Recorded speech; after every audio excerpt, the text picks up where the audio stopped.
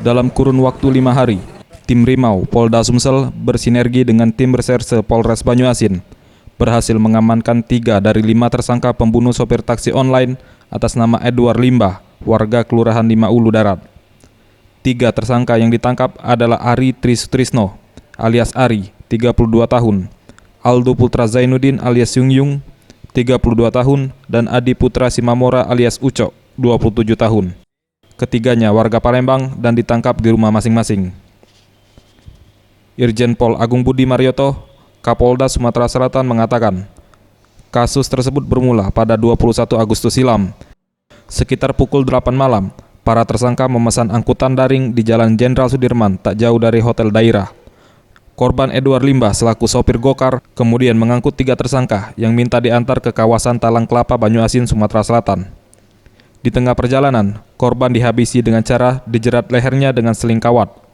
Mobil korban kemudian dibawa ke kawasan Talang Betutu yang tak jauh dari rumah tersangka Ucok untuk disembunyikan. Dompet dan telepon seluler korban pun dirampas oleh tersangka. Terakhir kepada almarhum ya. Jadi memang benar kurang lebih pada jam 8 malam dipesan oleh saudara A, ya saudara A. Kemudian setelah masuk dengan perjanjian akan diantar ke daerah Talang Kelapa. Awalnya, setelah menuju perjalanan berputar-putar, kemudian oleh saudara I yang sekarang masih dalam DPO, korban dijerat menggunakan seling baja. Ya, jadi menggunakan dengan pakai korek ya, jadi dijerat dari belakang. Nah, korban melakukan perlawanan. Ya. Melakukan perlawanan itu dapat dibuktikan di atap semua, atap kendaraan tuh darah jadi mungkin lawannya meronta-ronta. Kemudian oleh saudara A juga namanya, karena korban masih kuat, kemudian diberikan tusukan. Ada sesuai dengan visum dari dokter, ada beberapa luka tusuk, 7 tusukan di seluruh badan korban.